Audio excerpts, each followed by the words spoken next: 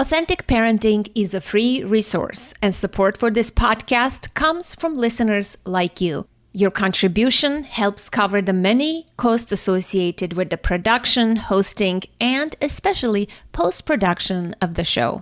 This is an ad-free show, and since 2015, we solely rely on listener donations. To make a donation today, go to authenticparenting.com/support. Thank you for your generous and kind support. That means the world to me.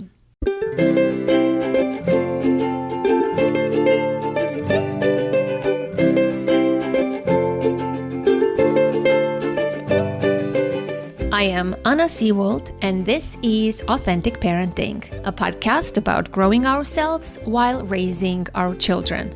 I'm a psychologist, educator, and parent coach. And on this podcast, I explore how you can connect to your authentic self, practice radical self-care, and raise emotionally healthy children. Let's break the cycle of generational trauma for a more peaceful, kind, and compassionate world. Today, youth mental health. Have smartphones destroyed a generation?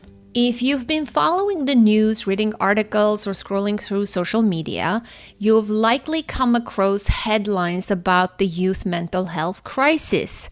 Titles, Why America Has a Youth Mental Health Crisis and How Schools Can Help, or How Social Media Affects Your Teen's Mental Health, or Youth Mental Health is Worsening.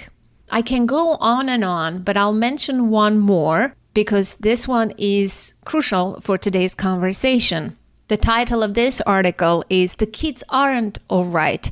Are phones really to blame? This article is written by today's guest, who is a returning one. Her name is Judith Warner, and she appeared in the podcast in 2021 in episode 276, Making Sense of Middle School. Judith Warner is a 2012-2013 Rosalind Carter Mental Health Journalism Fellow. He is a longtime author and journalist, best known for her 2005 New York Times bestseller, Perfect Madness, Motherhood in the Age of Anxiety, and New York Times column, Domestic Disturbances. Her 2010 book, We've Got Issues, Children and Parents in the Age of Medication, received a 2010 Outstanding Media Award for Science and Health Reporting from the National Alliance on Mental Illness, a 2011 Changing Lives Award from the Parent Professional Advocacy League, and a 2012 Friends of Children's Mental Health Media Award from the American Academy of Child and Adolescent Psychiatry. Her most recent book, And Then They Stopped Talking to Me, Making Sense of Middle School, was a New York Times Book Review Editor's Choice selection upon publication in May 2020. As you can see, Judith is highly awarded and accomplished. She is an outstanding journalist and brilliant author. She is a former special correspondent for Newsweek in Paris. She hosted the Judith Warner Show on XM satellite radio from 2005 to 2007 and wrote the 1983 bestseller Hillary Clinton, The Inside Story, as well as several other books. She reports, writes, and speaks frequently on mental health and American family life, and she lives in Washington, D.C. It was such a joy reconnecting with her. I remember my first conversation on the podcast with Judith, and it was memorable. The reason I contacted her for today's conversation was that she had written a review of Jonathan Haidt's new book, The Anxious Generation: How the Great Rewiring of Childhood is Causing an Epidemic of Mental Illness. I had read Jonathan's book when it first came out. I unfortunately couldn't have him on the podcast, maybe in the future, but I also read Judith's review in the Washington Post, and I thought it was a pretty fascinating, in-depth, and balanced review of the book. So I wanted to speak with her. I feel like we did accomplish the task of speaking about her review article of the book. I feel like we have accomplished the task of speaking about Jonathan Haidt's book and Judith's article in this conversation. But I also want to mention that we sort of veered off and started talking about other issues, specifically mental health, since Judith has been reporting and writing about this topic for the past 20 years. And I feel like today's conversation is just a surface conversation, really, a warm-up for another one, which I think I am going to have her back again. And she has so much to say. I hope you will enjoy and find it useful. I had so many ahas. She is truly remarkable. I will have a link to her article, to Jonathan Haidt's book, which I am positive you've already heard of. He's been doing a lot of guest appearances on podcasts, and perhaps you have even read the book. With that, enjoy this episode, and as always, thank you for listening. Okay, well, Judy, I am so delighted to see you again. I'm so glad to see you again, too. Yeah, I still have your book like next to me in my bookcase. That's nice. Yeah, and I do remember our first conversation. Me too. But you are writing quite a bit about mental health. I guess you're interested in the mental health, teenage mental health. I learned about that recently. So I want to start with that. So fill me in about your interest and what have you written so far, and then we can go from there. Well, I've been reading and writing about young people's mental health to a great extent for about 20 years now.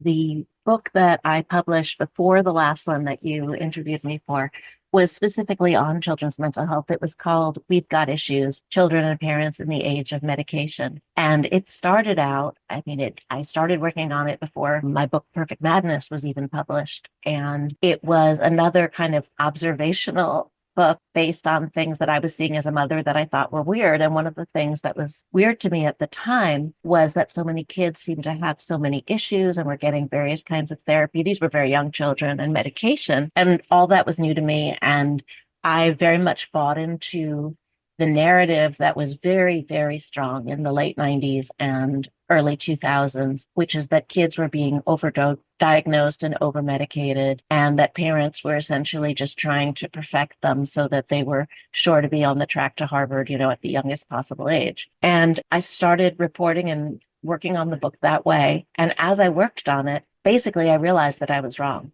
Once I started really doing the research, looking carefully at the statistics, interviewing experts, and also interviewing a lot of families, I realized that not only was I factually wrong, but that this storyline that I was playing into was very, very prejudicial, both against the kids and against the parents, that these parents were really facing real serious problems and doing everything in their power to get help for their kids, which was very difficult to do. And that, when they did give their kids medication, it was really the last thing they ever wanted to do. And so the book turned into basically an anti-stigma book, talking about the stories that we tell ourselves, the myths that are very strong in our culture around children's mental health and around parents, and, examining a bit where all of these prejudicial ideas come from and what they're rooted in. So that book came out in 2010, but I had been writing a lot on the topic in my New York Times column that I had at the time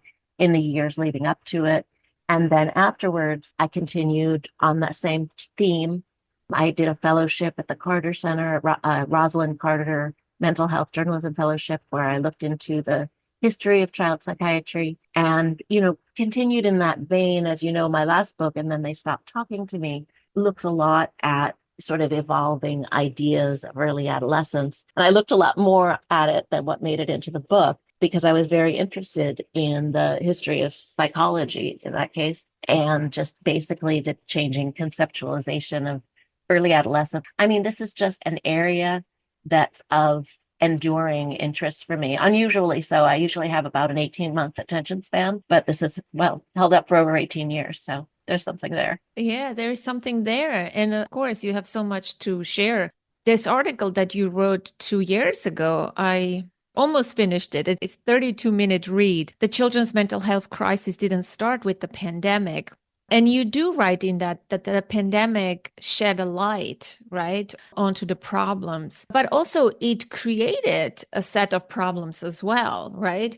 I mean, I don't want to think like in binary terms, right? We can hold those truths. I do see, as someone who works with parents, I do notice a lot of people have a lot of issues. And my biggest thing is that we haven't processed the pandemic. I feel like everybody just went back to work, went back to school, at least in my school district, at least in this area where I live. This is what I'm observing, that in schools, everybody was talking about how kids are behind academically after the pandemic and let's fix that. But I don't hear much conversation about the mental health, how it affected kids, what it did to them. Can we process that? Even if it wasn't, catastrophic, it didn't cause mental health issues. It did have an impact and effect. Like I can say that in my own family, it did impact me, my kid, us. So I feel like we're not processing it. But can you speak about the crisis pre-pandemic? What was happening and why we were not talking about this so much? I will. And I also want to respond to what you just said now. So remind me of that. The narrative around children's mental health has shifted so dramatically. When I was writing We've Got Issues, it was kids are fine. Just leave them alone. They're fine. There's nothing wrong with them. We're just making them out to be sick because we want them to do things they can't do. I mean, that was very, very much we were pathologizing them. That was the narrative. Then all of a sudden, it seemed during the pandemic, it was school closures are causing an epidemic of depression, anxiety, suicide, suicidality, all of that stuff. And as always, kids were just basically used for polemical ends, for political ends. There wasn't, I'm very cynical about this at this point and angry about it, frankly, at this point. If there was such a genuine concern with children's mental health, then we would be doing something in order to help them, both on the prevention side and also on the treatment side. We don't do anything. And it doesn't matter how much, there were congressional hearings during the pandemic about school closures and about, kids' mental health generally. The Surgeon General had a big report. It doesn't lead anywhere because the place it needs to lead is insurance reform. And our elected officials don't want to go there because the insurance industry is one of the biggest campaign donors. So it's very, very enraging, frankly, for me, because it's very easy for people to get on their high horse about all the things that are wrong in the world and, terrible effects on kids when it suits them. People wanted the schools to reopen, they wanted the economy to be going faster, et cetera. But then when it comes to actually showing some caring for kids, forget it. And the whole thing was so politicized because, when you talk about prevention, talk about some of the things that could be done in schools to make kids more, let's say, psychologically skilled in various ways. That stuff is, just has been shut down for a long time, but especially recently got put in the same category as DEI for ridiculous reasons and was made impossible politically. So again, I mean, the instrumentalization of children is also something that I've been writing about for a long time. And it's incredibly, incredibly frustrating. And so when you say that we are not, processing what happened during the pandemic, we don't process anything. I mean, we don't do anything meaningful for kids anyway. So no, we're not going to process what happened. Yeah, I brought up this subject, in a meeting in my daughter's school. I said, why isn't there like a peer group? Or even during the pandemic, I remember I reached out to the school and I said, like, can you create a group that someone can facilitate to address like what kids are going through? They can share, everybody's suffering, everybody's going through the same experience, but they don't feel that way. It took me 6 months to push this idea forward. I wasn't being heard. At the end, I was misunderstood. What I was suggesting was completely taken out of context. And what was proposed was completely not even appropriate to the pandemic processing while the pandemic was going. It was Empower Her program that they implemented and invited girls only to do this 6-week program, which was like, I was just banging my head, you know? And so to illustrate your point further, that's, yeah, but who benefits from this? Even like the late school start, right? High school starts 7:40 in my, everywhere, right? Early. Why? Kids are struggling. Like this is affecting teenage mental health, their health. Who is benefiting from all of this? Why aren't we pro children? I think there are so many reasons why we aren't. There are political reasons, there are economic reasons. With the early start time, I don't know who benefits. I mean, and then the evidence is Yeah. so clear and has been so clear for so long, bad for teenagers. Your idea was wonderful. It's really a pity that idea wasn't adopted in your school district or around the country. I think that it could have done so much good for so many kids. It's a really great idea. But my guess is that with the girls program, maybe there was a grant for it. Maybe there was money because it seems so completely random in the context of what you were talking about. That my guess is that there was money behind it and somehow there wasn't anyone to do the other. Of course, you could have done it, but I mean, I don't know. And I think often in the public schools, the red tape that you have to go through in order to do anything new is so onerous. And they all were so overburdened as it is during the pandemic. But still, that should have been something that could incredibly easily have been done. I think we don't care because, I mean, there are people who will say we don't care because children don't vote, so there's no percentage in it. They also don't spend money of their own. I think there are just too many powerful interests working in other directions. And again, I think of the insurance industry, that I don't know how it is where you live, but where I live, there are virtually no child psychiatrists or psychologists or therapists, even, master's level therapists who participate in insurance. Almost none, same for adults, but it feels a little bit more optional in some ways for adults than when a child is really in trouble. Even pediatricians don't necessarily participate in insurance. And I know that that's true in New York also. That means that mental health care is really out of reach for almost everyone, unless you put it on your credit card, as my family does. Because it can, if there are serious problems and everybody in the family is getting help, it can be more expensive than your mortgage per month to have everybody getting the help they need. And that's completely absurd, but that is driven by the insurance companies. I know it's completely absurd, and I'm not even hopeful that may change. Well, the Biden administration has tried in certain ways to at least shine a spotlight on the ways that the insurance companies, for example, get around parity.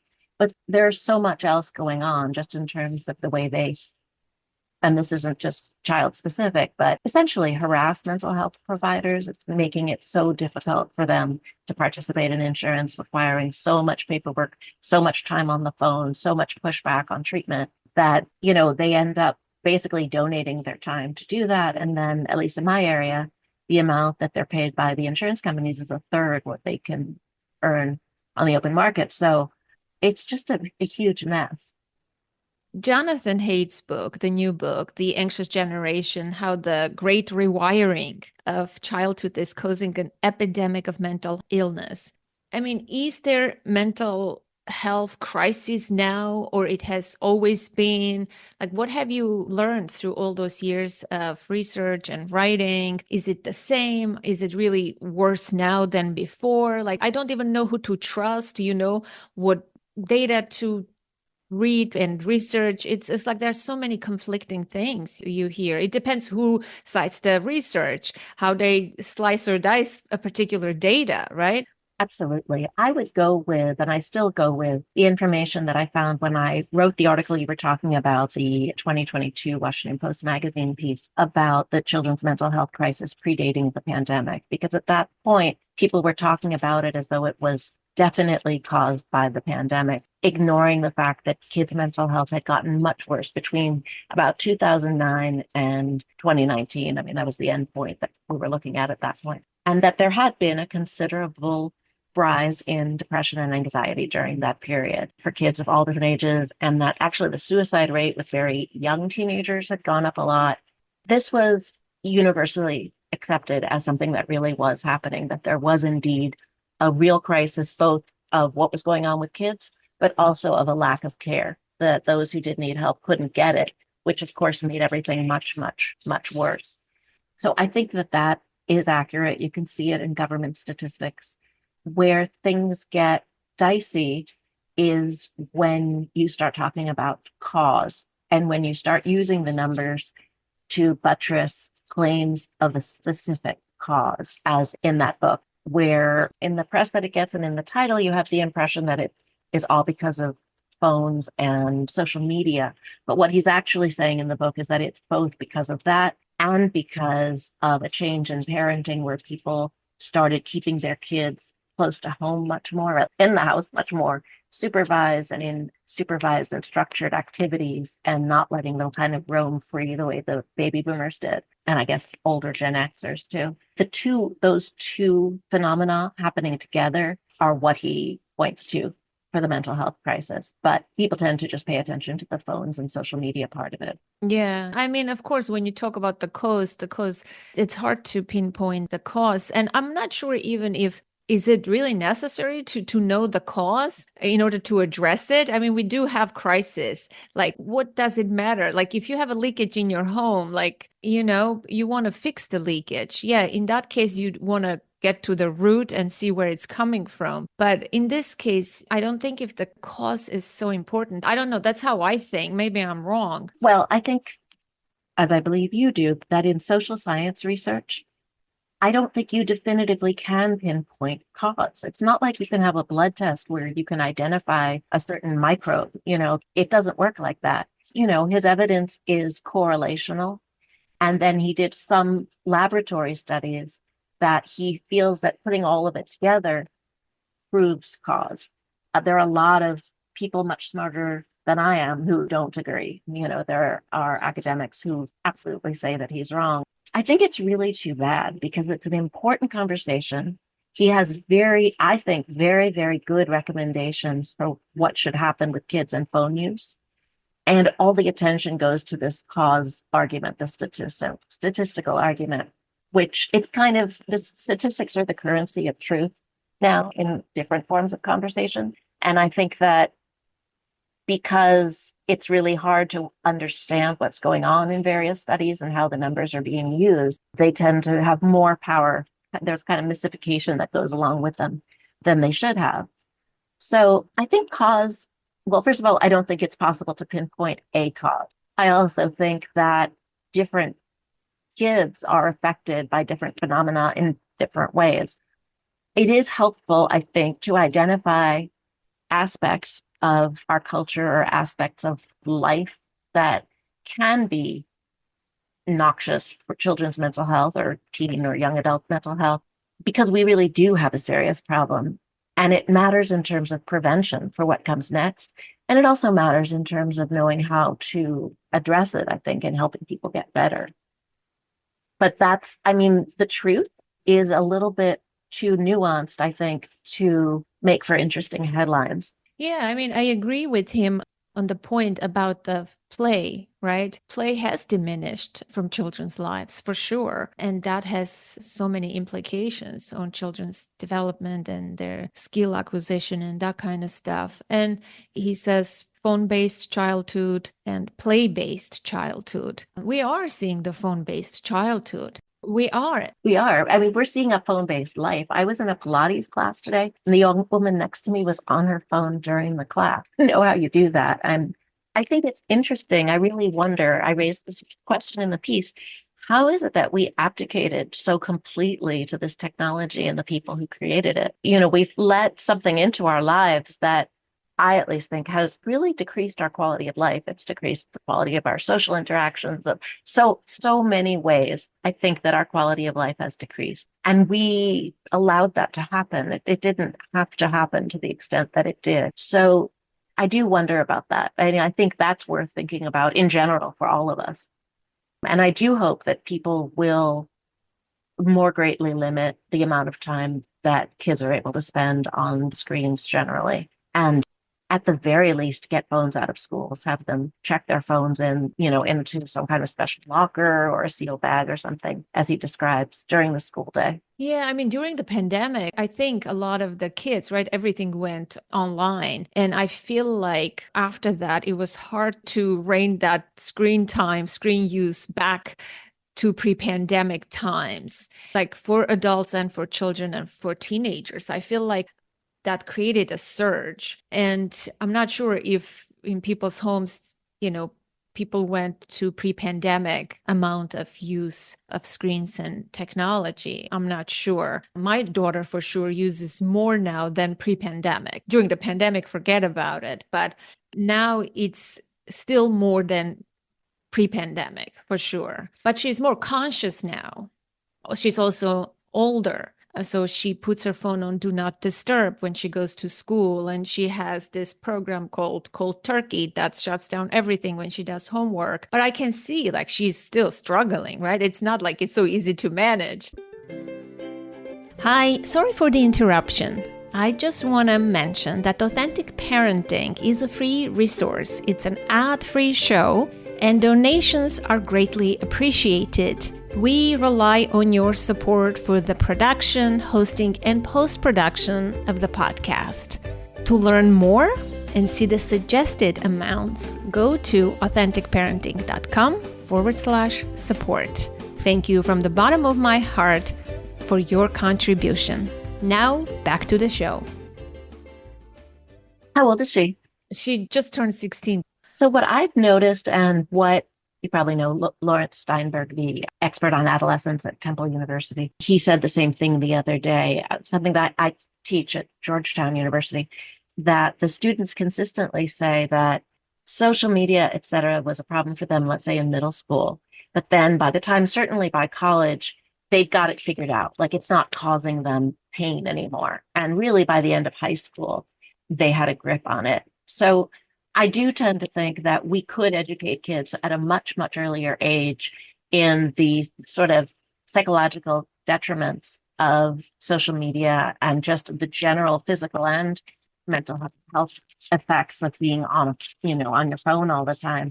And do it really young when they haven't yet formed their habits, and when they're much more open to what adults say, basically, that they could become educated consumers if they understood also the way the social media, with the way the industry works, the way the algorithms work, the way that they're being manipulated. Nobody likes that. And they could become educated consumers. And I think that's probably the best way that we'll have long term for not letting the technology take us over the way it has. Yeah, I sometimes wonder because Haidt in his book proposes that we increase the age for social media use from this age 13 to 16. Sometimes I wonder if I had not given my daughter a phone in middle school, which was the pandemic, what else she was going to do? She was talking to her friends. If she didn't have all that experience and I just gave her the phone now at age 16, how would she use this device? Would she be conscious user right from the get-go?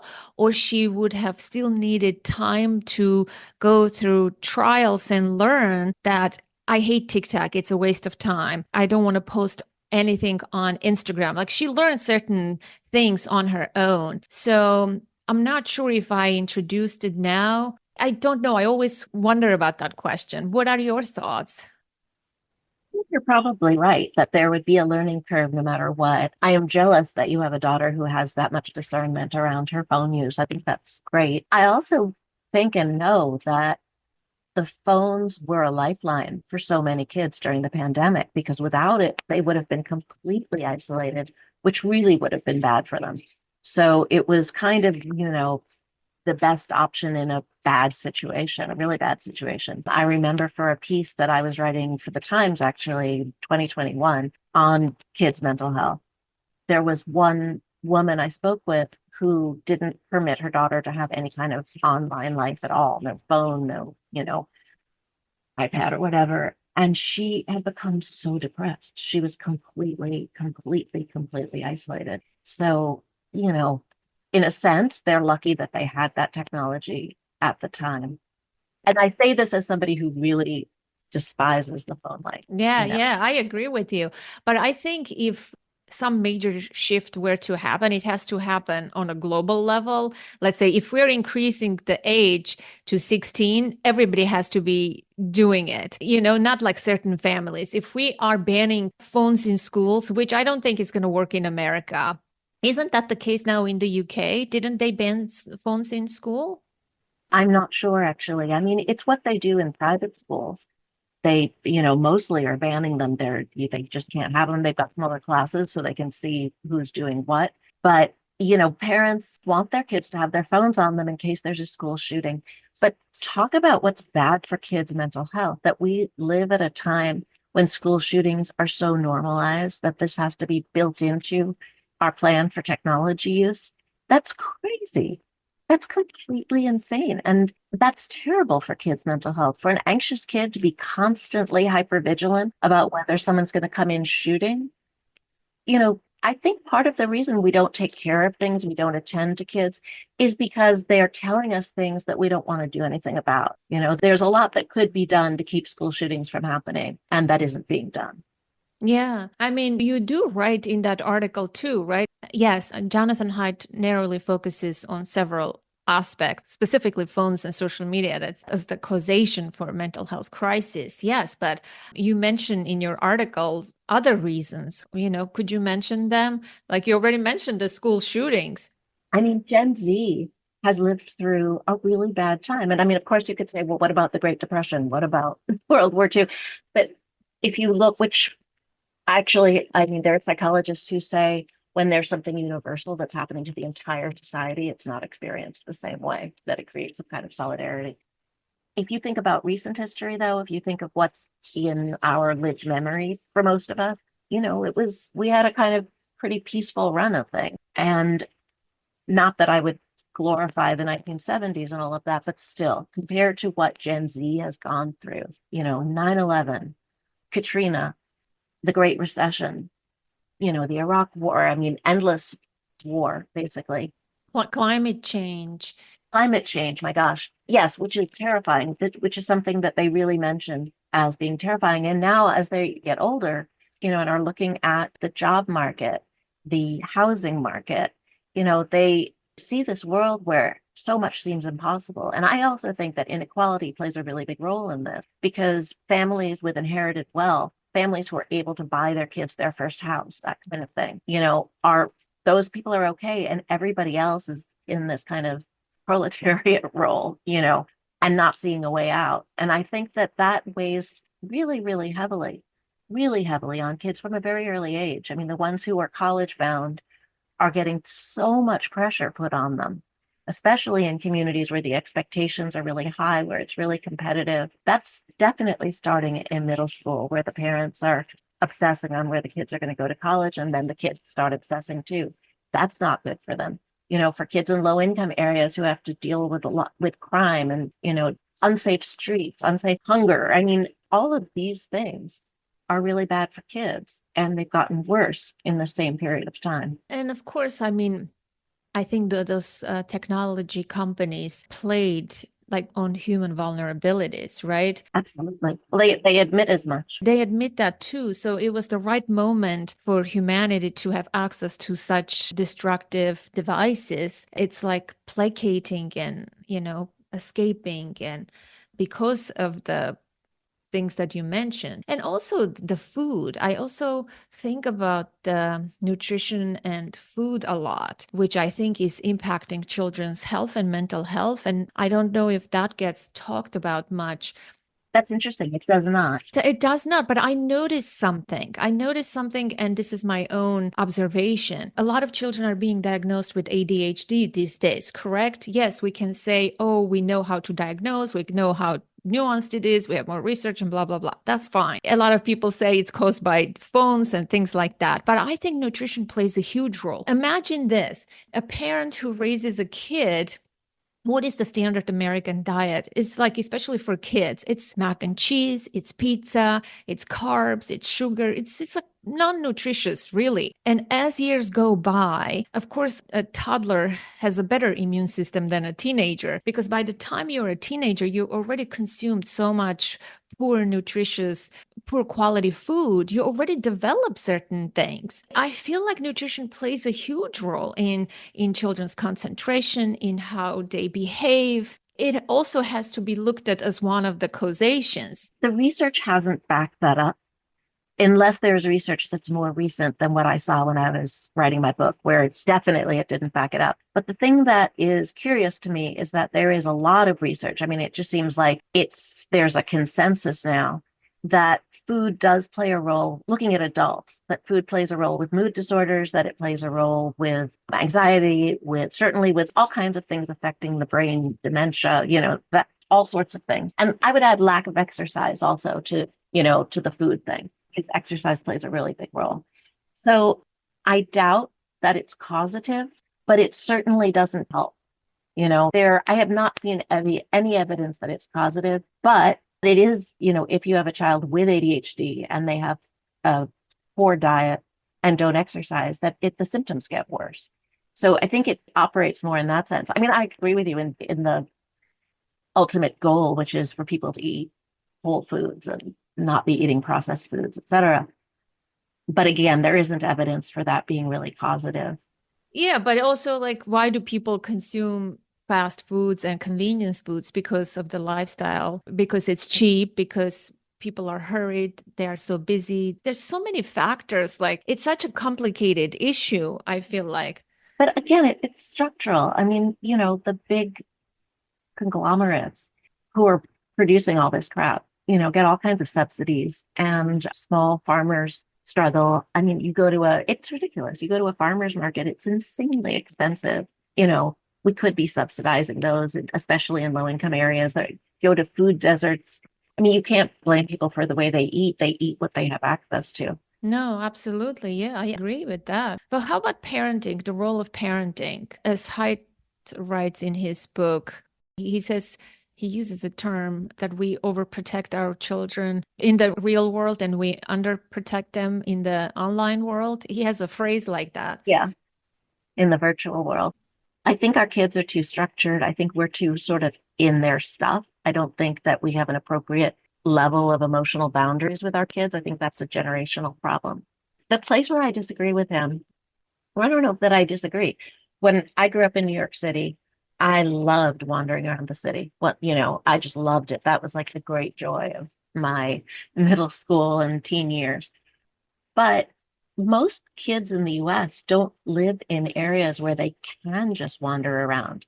I mean, the newer suburbs don't have sidewalks, for starters. People drive like lunatics. There's nowhere to get to much of the time. I mean, I just think his argument is a very elitist one, I think, because it assumes that people, he feels that kids should be out, free, roaming, like the baby boomer kids had it, where they just left the house in the morning and they came back at dusk and, that kind of thing.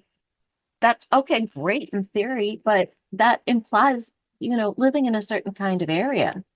It really does. It implies also that there are people at home in the houses, to know so that if something goes wrong, there is an adult nearby.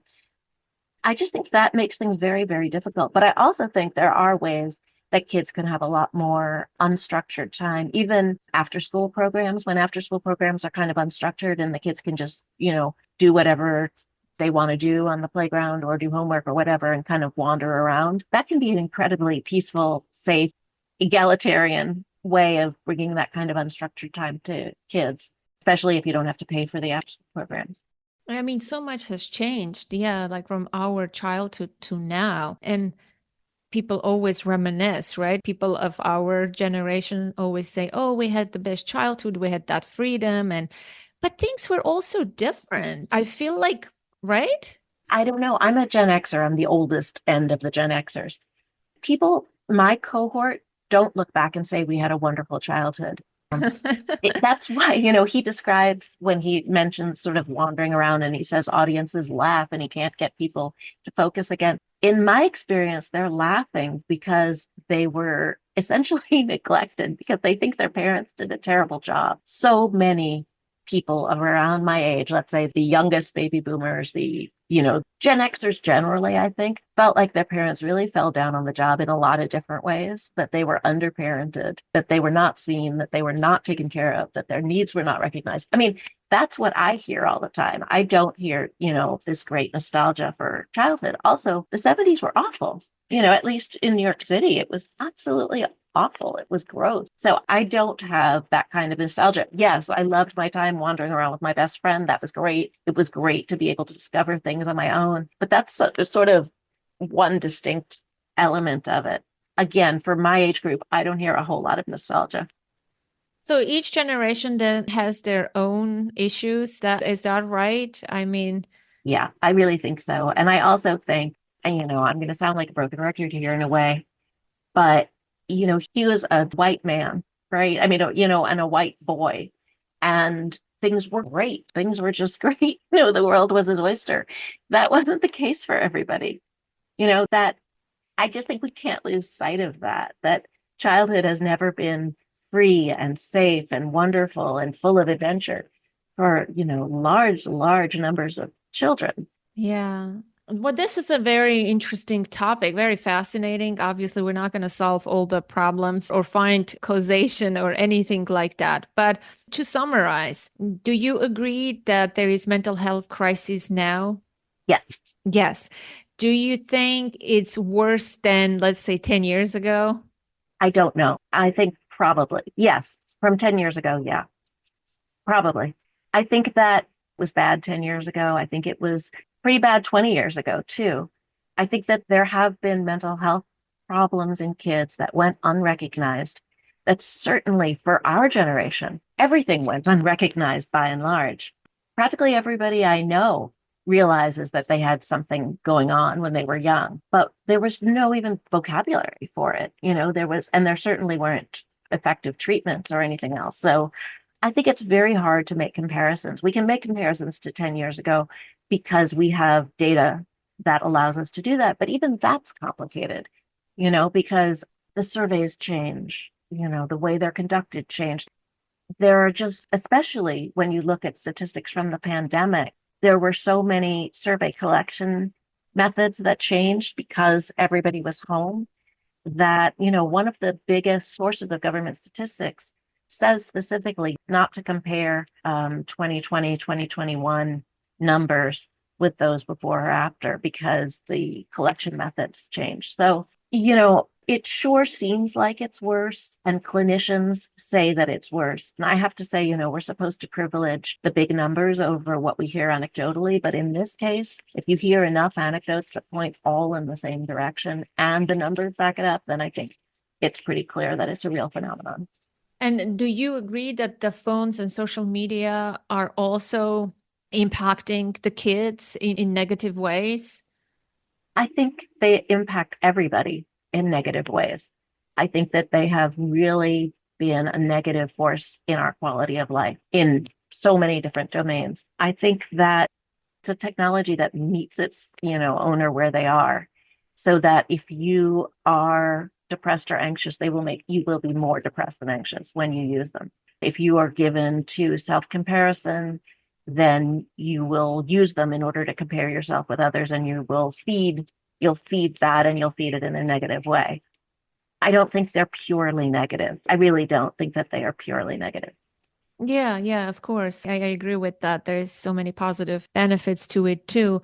He proposes four solutions, right? One of them was to increase the age 13 to 16. The second one was For having a social media account.